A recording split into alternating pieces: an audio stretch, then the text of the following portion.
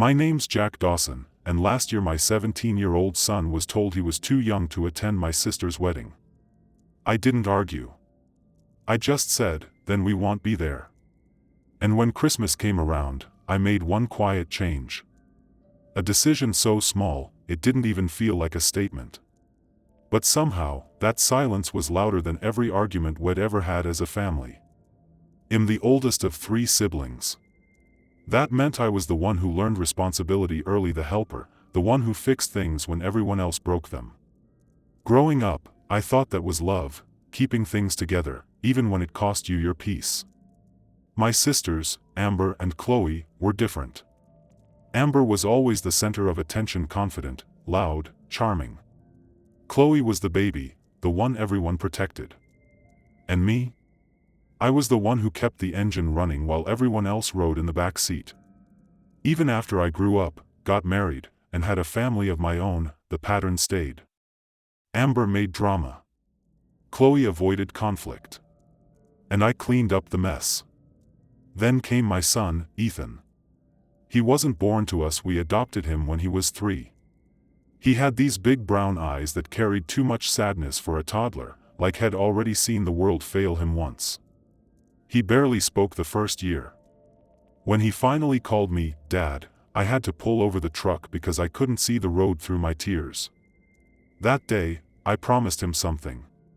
He would never feel unwanted again, not by me, not by anyone in my family. But some promises, you can't keep alone. When Amber got engaged last spring, it was big. Big announcement. Big diamond. Big Instagram caption about forever and gratitude. She wanted a fairy tale wedding, or rather, she wanted the photos of a fairy tale wedding. Ethan made her a little card when he found out. He cut out paper doves and glued them around a tiny gold heart, then wrote "Congratulations, Aunt Amber," in his careful handwriting. She smiled when I handed it to her, said, "That's sweet," and tossed it in the back seat of her car. I found it 2 weeks later, crushed under a coffee cup. Still, Ethan was excited. He started looking up shirts online, asking if he should wear a tie. He even practiced his smile in the mirror, trying to look older. He just wanted to belong. Then the wedding invitation came in the mail. It was one of those thick, gold-edged ones, the kind that makes you feel underdressed just opening it. I stood at the kitchen counter while Ethan was doing homework. It listed the usual stuff: venue, dress code, RSVP. And then I saw it. Adults only. 18 plus, strictly enforced. No minors. I read it twice. No mistake. Ethan looked up, noticing my face before I could hide it. "What's wrong?" he asked. I swallowed. "It's an adults-only wedding." He stared for a moment. "So, she doesn't want me there?" "It's not that," I said quickly. "It's just the rule." He was quiet, then said softly, "Is it because I'm adopted?" That sentence broke something in me. He said it like a fact, not a feeling. Like he'd already made peace with it. I told him, "No, buddy. Of course not." But we both knew what he meant. It wasn't the first time this kind of thing happened. My mother, Linda, once introduced him as Jack's boy, not our grandson. Amber called him your son like he was a neighbor's kid I was babysitting. At family dinners, Ethan would offer to help, and they'd talk right over him. I kept pretending it wasn't personal. That they just didn't know how to act around him. But deep down, I knew better. So, when that invitation arrived, I didn't argue. Didn't ask for exceptions. Didn't beg for understanding. I just clicked "not attending" on the RSVP page. No note. No explanation. Just no. The next day, my phone buzzed. "Amber, hey, saw your RSVP. Everything okay?" A few minutes later. "If this is about the age thing, I hope you understand. We're being consistent with everyone. Nothing personal, right? Nothing personal except that everyone else didn't include her 17-year-old nephew." I didn't reply. Then my younger sister, Chloe, texted. Amber says you're not coming. What's going on? Then Mom called. She never calls just to talk, so I knew what was coming. Jack, she said, I heard you're not going to Amber's wedding. Is this really about the age rule? I said, Ethan's not invited. I'm not going without him. She sighed. It's just one night. Don't punish your sister over this. Punish her? For excluding my kid? I didn't argue. I just said, we're not going, and hung up. That should have been the end of it. But in my family, silence is never silent for long. The group chat lit up the next morning. Chloe, can't believe you're making such a big deal over one rule. Mom, family means compromise, Jack. Don't teach Ethan bitterness. Amber, this isn't about him. Don't make it about him. Ethan deleted the pictures of Suit's head saved. He didn't cry. He just got quieter. And that silence, his silence, was worse than any tears. Head stopped expecting better. That realization hurt more than the invitation ever could. When Christmas came and no one had said a single word about it, no apology, no explanation, not even a joke, I made my decision. Not out of anger, but exhaustion. I didn't invite them. No big announcement. No family drama. Just quiet. And that silence, more than any fight, set everything on fire. You know, if you'd asked me 10 years ago what I thought fatherhood would look like, I would have said camping trips, bike rides, laughter echoing through the house. I wouldn't have said protecting your kid from people who share your last name. Ethan came into our lives when he was 3. He was heartbreakingly serious, the kind of kid who studied every word you said like he was storing it for survival. He didn't smile easily, didn't laugh on cue. But one night at the grocery store, he reached up and grabbed my hand, no reason, no hesitation. I remember standing there between the aisles, frozen, like if I moved too fast, I'd scare the moment away. My wife, Melissa, said later, that's the moment he chose you. And she was right. I've been choosing him every day since. But my family never fully did. At first, I thought it was awkwardness. They didn't know what to say, how to act.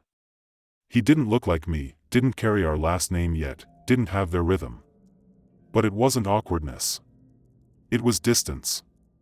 Subtle, quiet distance that looked polite on the surface. My mom, Linda, would call him the little one instead of Ethan. Amber once asked, "Are you going to tell him he's adopted?" While he was standing right there coloring dinosaurs.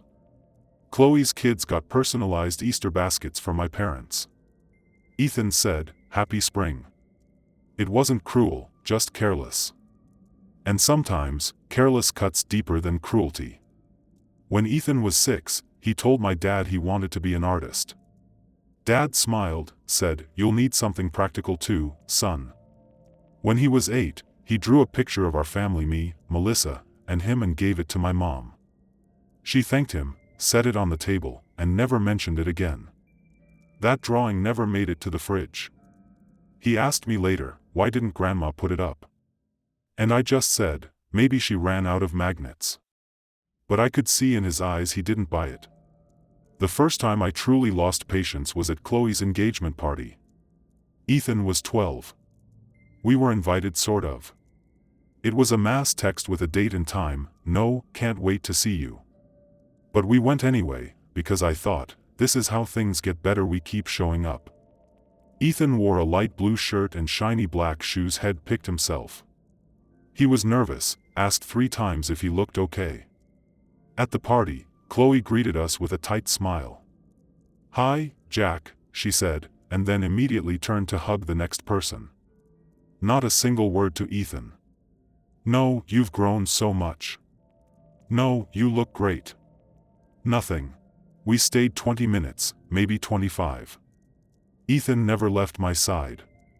On the way home, he looked out the window and said, "I don't think she likes me." I said, "She just doesn't know you." He said, "She's had 9 years." I had no answer for that. Over the years, I realized they never truly accepted that Ethan was permanent. Some part of them always thought he was temporary. Like I'd eventually have a real kid and this would just be a sweet story about that time Jack took in a boy. They never said it, but their silence screamed it. Last year, for Ethan's 17th birthday, we rented a small space downtown and displayed his photography. That was his idea. He didn't want a big party. He wanted to hang his photos, serve cupcakes, and celebrate the people who'd actually shown up for him. He made handmade invitations, beautiful ones. Sent them to family, friends, even teachers. Amber didn't come. Neither did Chloe.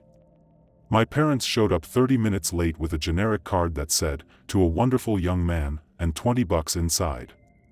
Ethan thanked them politely. Always polite. After they left, he didn't say much. Just helped us pack up. But that night, I found one of his sketches on his desk, a drawing of the three of us at the party, with blank faces.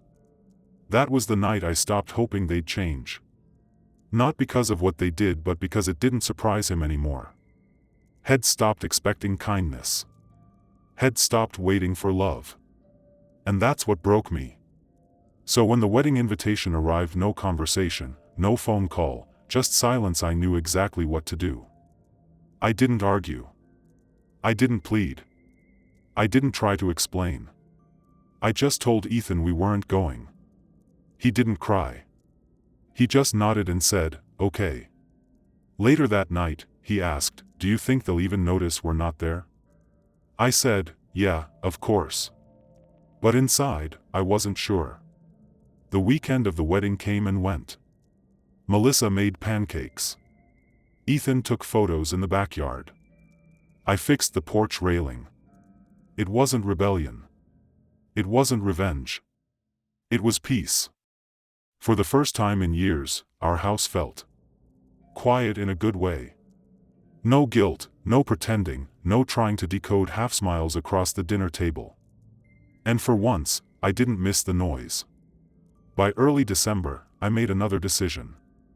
No more hosting Christmas.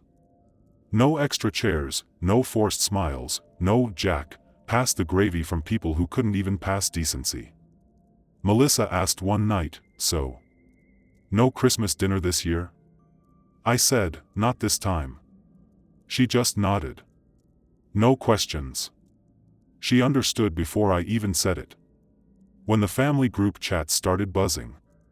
"Who's bringing dessert to Jack's this year? Should we come on Christmas Eve like always?" I said nothing. That silence? It hit harder than any argument ever could. By December 15th, the group chat had officially caught fire. "Chloe, Jack, are we still doing Christmas Eve at your place? Let me know what to bring." Amber, "Of course, we'll be 5 again. Let me know if Ethan wants anything this year, if he's even coming this time." That one hit like a slow punch to the gut. If he's even coming this time. Like his absence from her wedding had been a choice. Like he was the problem. I didn't reply. For the first time in years, I didn't clean the house top to bottom. Didn't polish the table. Didn't pull out the extra folding chairs. Didn't buy the overpriced ham my mother swore tasted like family.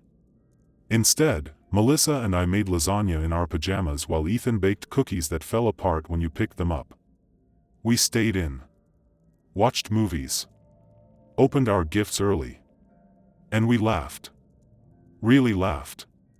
Not the kind of polite laughter you do for the sake of peace, but the kind that fills the room and makes you forget how heavy the world's been.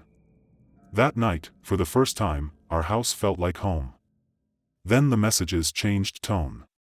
"Amber, I just think it's sad. We've all tried to make Ethan feel welcome, but Jack's made it impossible to connect. Chloe, if you cut off family every time there's a disagreement, you'll end up with no one.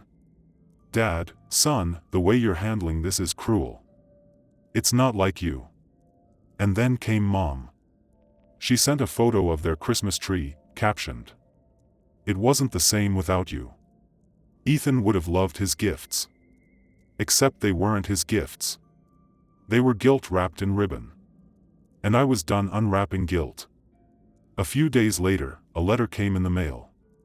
No return address, but I knew Mom's handwriting. Inside. I wish you'd think about the example you're setting. Ethan will see how easily you shut people out. That line stuck in my head for days because for once, she was right. He was watching. And I wanted him to see. Not that love is disposable, but that love, real love, doesn't require you to shrink yourself just to keep others comfortable. Ethan never asked about the messages. He's not the type to ask. He observes. Absorbs. One night, he was sketching on the couch, blanket over his legs. After a long silence, he said, "If I wasn't adopted, do you think they'd like me more?" That question. It hit harder than anything my family had said. I sat beside him and said, "They'd probably pretend better. But this? This was never about you." He looked at me, those same deep, serious eyes that made me pull over all those years ago. Then he said, "I don't think I want them to like me anymore." And that was the moment I stopped waiting for an apology.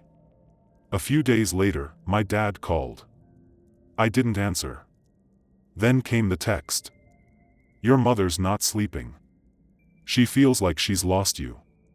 We know we messed up, but shutting everyone out isn't who you are." I stared at that line. That's not who you are. Maybe they were right once. But now, this is who I am. Someone who knows where the line is drawn. Someone who finally understands that keeping the peace at the expense of your child's dignity isn't noble, it's cowardice dressed up as family loyalty. Then came Amber's voice message. 3 minutes of emotional blackmail disguised as concern. "I just think it's sad, Jack. You always made such a big deal about loving Ethan, but now it feels like you're using him as a shield. Anytime someone doesn't treat him like royalty, you cut them out. That's not healthy.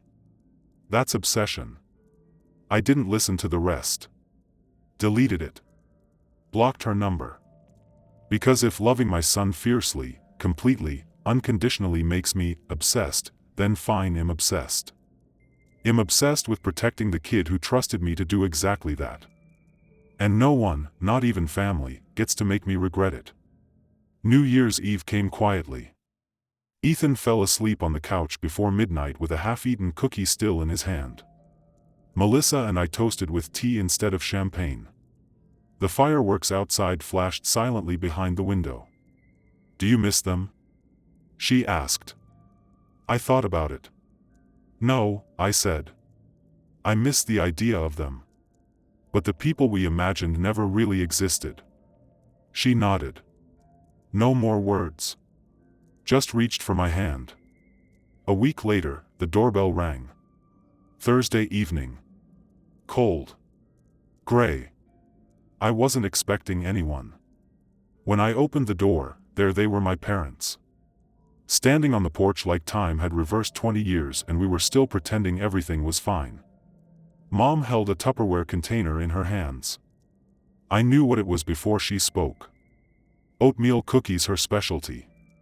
Soft in the middle, burned at the edges. Exactly the kind she used to make when I was a kid. "Jack," she said with a little forced smile, "we thought we'd stop by." I stared at the container like it was wired to explode. Dad shifted awkwardly. "Can we come in for a minute?" "No," I said. They both froze. Mom tried to recover. "We just want to talk. Things got heated, but we're still your family." She lifted the cookies toward me, peace offering style. I didn't take them. Her smile started to crack. "You don't have to be like this," she said quietly. Dad added, "We know it's been hard raising a teenager, pushing everyone away." I cut him off. "Don't." Then Mom said it. The one sentence that revealed everything she'd ever believed. "I'm sorry, Jack, but he's not blood. He's not really one of us." She said it gently, like she was doing me a kindness. I took a step back. "You need to leave. Now." Dad frowned. "Jack." "No." I raised my voice. "You don't get to come here with cookies and pity and pretend that's love.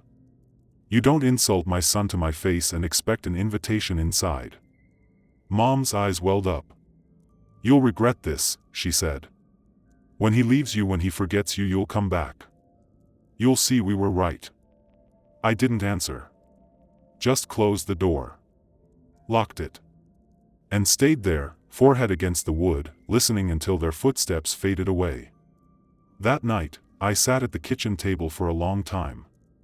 The smell of cold lasagna still in the air, the untouched cookies on the porch. Melissa came down, put a hand on my shoulder, and said, "You did what a father's supposed to do." And for the first time, I actually believed it. I didn't tell Ethan about what my parents said right away. I didn't want him to carry that poison, but honesty was the foundation of everything we'd built. So the next morning, I told him. He listened quietly. Didn't interrupt. Didn't cry.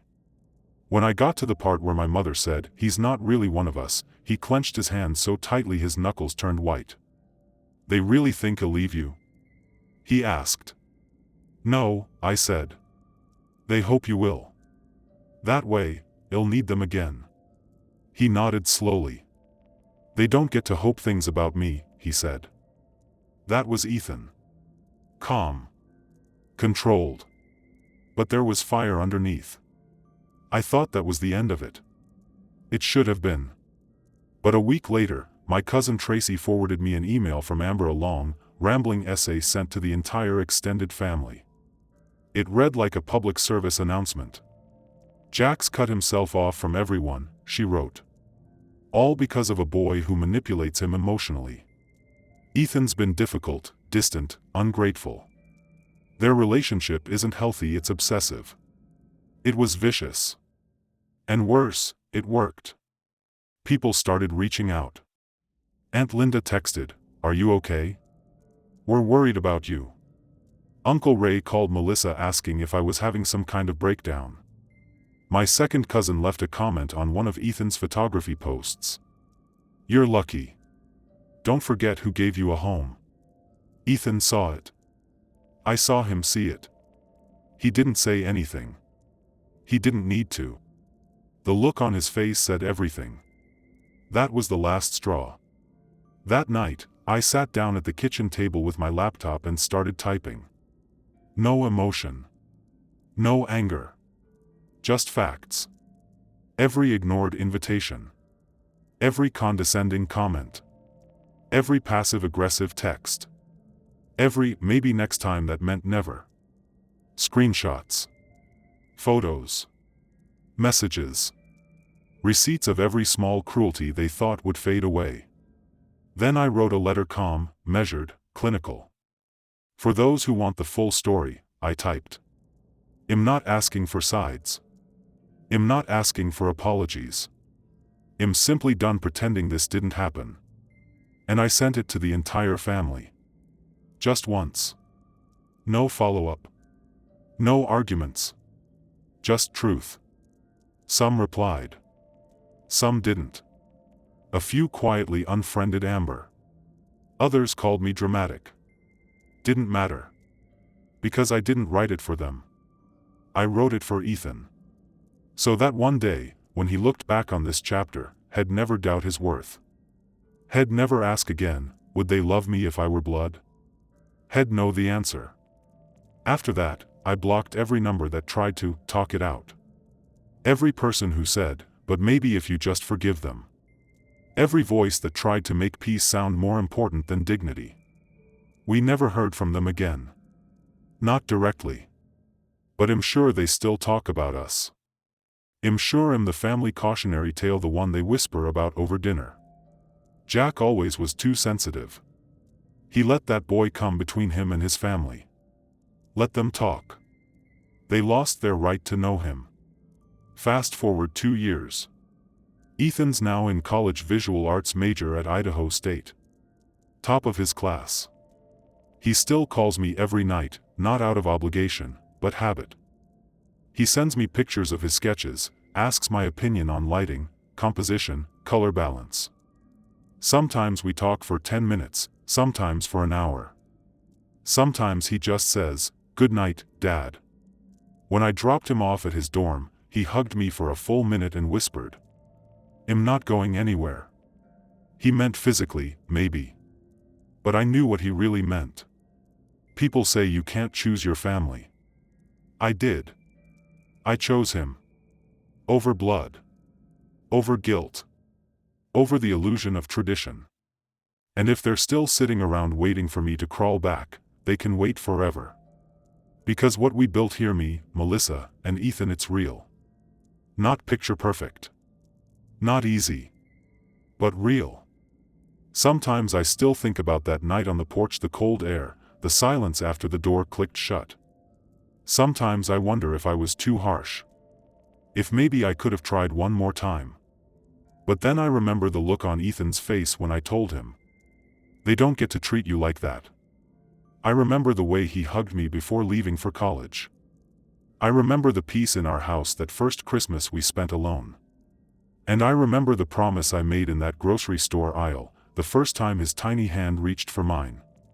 You'll never feel unwanted again. The funny thing is, my house feels bigger now. Not because there are fewer people in it, but because there's finally space for peace. Melissa and I still make lasagna on Christmas Eve. We still watch old movies, still bake cookies that fall apart. We still laugh too loud for such a quiet house.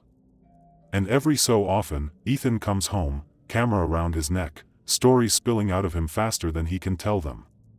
He always ends up showing us photos of light sunlight hitting a glass, street lamps glowing in fog, sunset reflections on car windows. He says he's chasing light, trying to understand it. I think that's what we've both been doing all along. Last month, one of his photographs, a simple shot of an empty porch with morning light spilling across the steps, won third place in a regional art show. When he told me, I felt something shift inside me. A kind of quiet pride that didn't need applause. He said, "That porch reminded me of ours." I knew exactly which one he meant. So, do I miss my family? Sometimes. But not the way they were. I miss who I thought they could be. I miss the idea of being loved without conditions.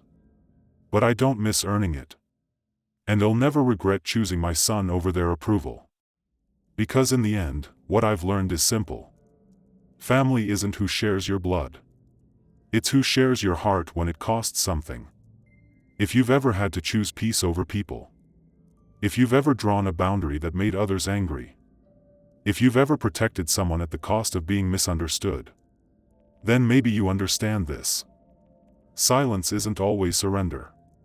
Sometimes, it's the loudest way to say, I choose love.